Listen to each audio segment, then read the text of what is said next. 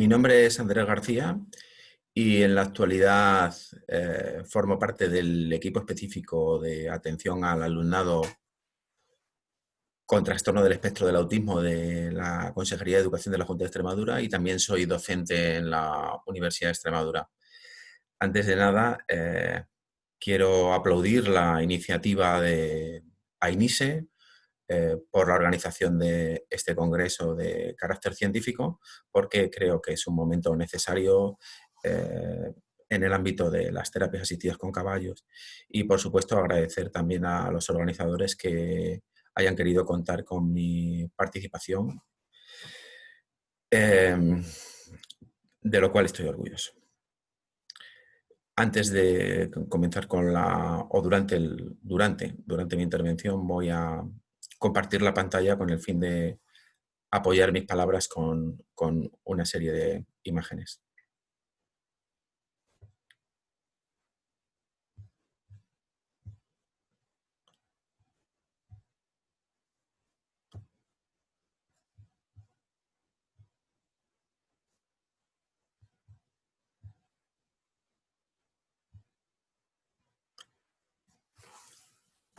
El título de mi intervención, como ya saben ustedes por el resumen que envié para la presentación del Congreso, es las intervenciones asistidas con caballos como prácticas basadas en la evidencia científica.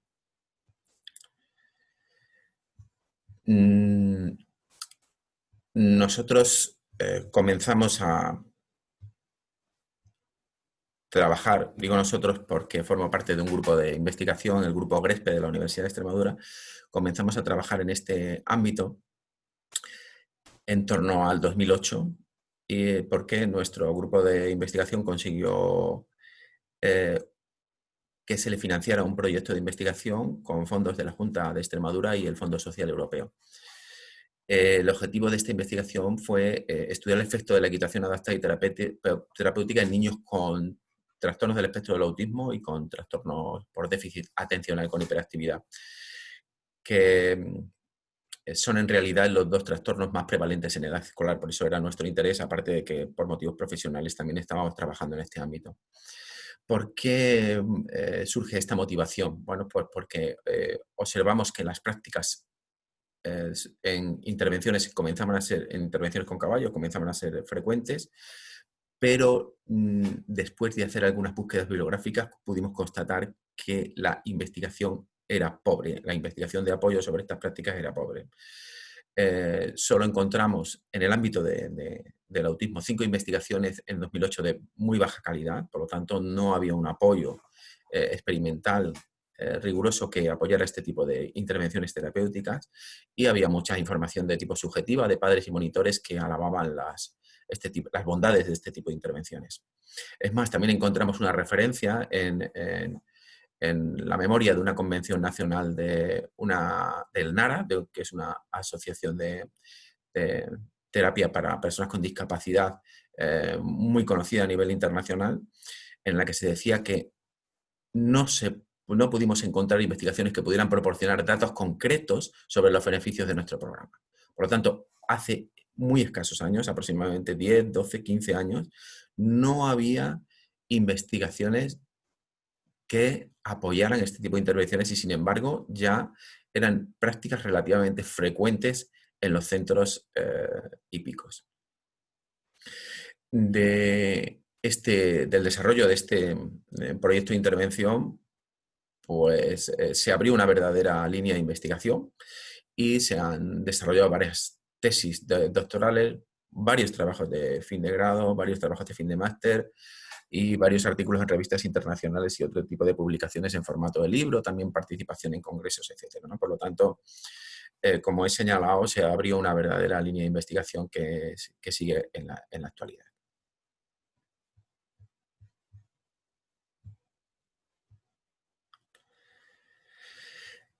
Desde 2008 en adelante, que es cuando empezamos nosotros a trabajar, hemos podido constatar que las intervenciones asistidas con caballo se han puesto de moda.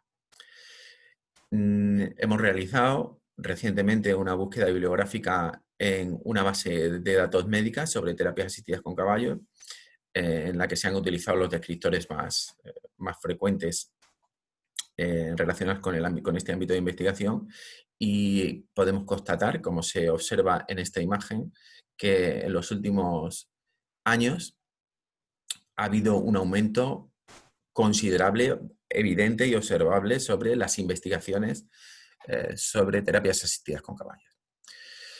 Esto es así en esta base de datos, que es puramente médica, pero si buscamos en otro tipo de bases de datos educativo o del ámbito psicológico, también encontramos esta realidad, ¿no? O sea, han aumentado en los últimos años el interés por la investigación sobre este tipo de intervenciones.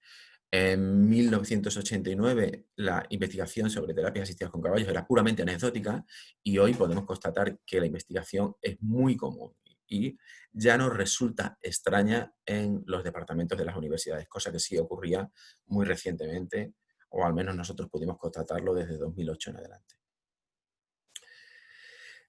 El rápido crecimiento en las intervenciones asistidas con caballo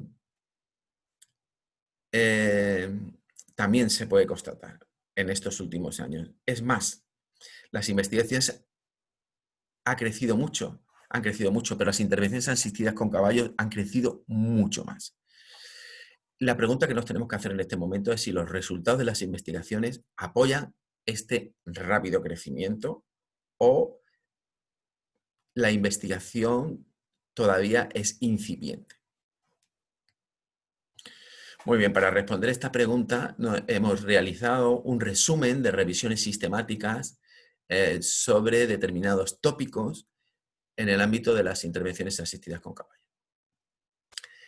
Tenemos que señalar que una revisión sistemática es un estudio que permite saber cuál es el conocimiento acumulado en varias investigaciones sobre un determinado tema. Es decir, nos permite saber cuál es el nivel de evidencia sobre un tratamiento o una técnica de intervención. En este caso, nosotros hemos podido constatar que existen 9 revisiones sobre las intervenciones con caballos aplicadas a autismo, 13 revisiones sistemáticas sobre parálisis cerebral, 6 sobre trastornos psiquiátricos, etcétera, etcétera, etcétera. Por lo tanto, hay ya muchas revisiones sistemáticas que aglutinan a su vez muchos estudios de investigación. Por lo tanto, se constata que hay un interés, por lo menos en medios académicos, por la investigación y por resumir la recopilación de evidencia que se ha ido acumulando durante estos últimos años. Pero en todas las conclusiones de todas estas revisiones sistemáticas, al final aparece lo mismo, en todas. Los resultados parecen indicar que las intervenciones terapéuticas asistidas con caballos pueden ser una forma útil de terapia, pero se necesitan estudios de mayor calidad que confirmen definitivamente estos resultados. Es decir, las prácticas han aumentado mucho, se han popularizado, incluso se han puesto de moda. La investigación también ha aumentado, pero la investigación todavía no es concluyente. Todas estas revisiones sistemáticas indican que se necesitan estudios de mayor calidad que confirmen definitivamente esta suposición, que las intervenciones asistidas con caballos pueden ser una forma útil de terapia. Y quiero hacer aquí ahora una reflexión. He puesto por un lado una imagen de la vacuna del COVID y por otro lado una imagen de las intervenciones asistidas con caballo. Bueno, pues algo que está ahora muy en boga. Si esperamos que para la aprobación de una vacuna se realice un proceso de investigación correcto, sin que los investigadores se salten ninguna fase de experimentación, todos estamos atentos a esta situación, ¿no? Estamos diciendo, bueno, pues yo no voy a ser el primero que se va a vacunar, porque aunque se estén dando todos los pasos necesarios para que esta vacuna sea puesta a disposición de los pacientes con el máximo rigor científico, hay determinadas sospechas que pueden indicar, por la premura, que esto no puede hacerse con suficientes elementos de calidad. Por lo tanto, estamos exigiendo altos estándares de calidad. Si esto es así para un determinado tipo de tratamiento, ¿por qué no vamos a esperar lo mismo cuando alguien ofrece una terapia asistida con caballos? O bien pensamos que nuestros tratamientos no deben estar sometidos al mismo rigor científico que otro tipo de tratamiento. La respuesta es, desde mi punto de vista, es evidente. Debemos exigir que las terapias asistidas con caballos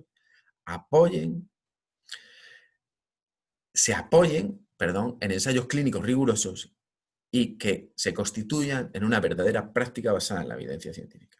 De lo contrario, nos estaremos moviendo en el ámbito de la pseudociencia y, desde luego, esto, a mi juicio, es una perspectiva poco seria y que en pocos años terminará convirtiendo las terapias asistidas con caballos en una moda pasajera.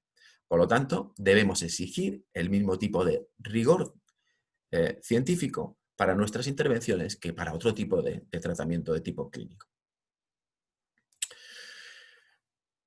Por lo tanto, y a tenor de los resultados de las revisiones que hemos mencionado anteriormente, se necesitan investigaciones de calidad. Y estas investigaciones de calidad son los ensayos clínicos. Los mejores ensayos clínicos son experimentos de tipo prospectivo, aleatorio, cruzado y a doble ciego. Prospectivo quiere decir que los pacientes se identifican, se les aplica un determinado tipo de tratamiento y se realiza un seguimiento durante un espacio de tiempo. Aleatorio quiere decir que los sujetos se agrupan al azar, típicamente dividiéndose en un grupo de tratamiento y en un grupo de placebo o un grupo de control. Cruzado indica que los sujetos reciben tanto el tratamiento como un placebo en diferentes etapas del ensayo clínico.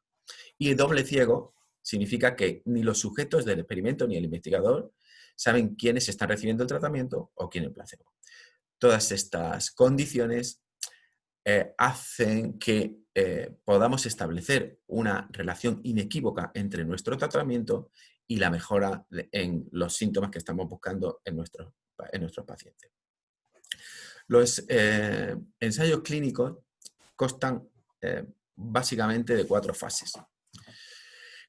Estas fases van desde los estudios iniciales, que se realizan con muy pocos sujetos, en los que se estudian la viabilidad, la dosis y la seguridad de un tratamiento en la fase 1, hasta estudios con muestras muy grandes de población, en las que se constata que el nuevo tratamiento es más eficaz y más seguro que el tratamiento anterior, esto es en fase 3.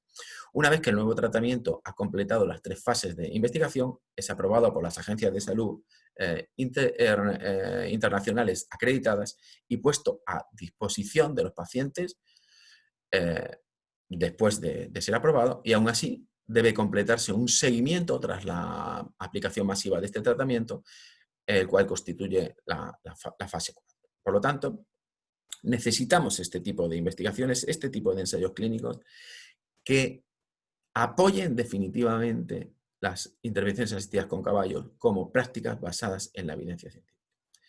Sin embargo, es verdad que en el ámbito de las personas con trastornos y con discapacidad, hay a veces que los diseños experimentales de tipo grupal, como es el caso de los ensayos clínicos, no es posible realizarlos.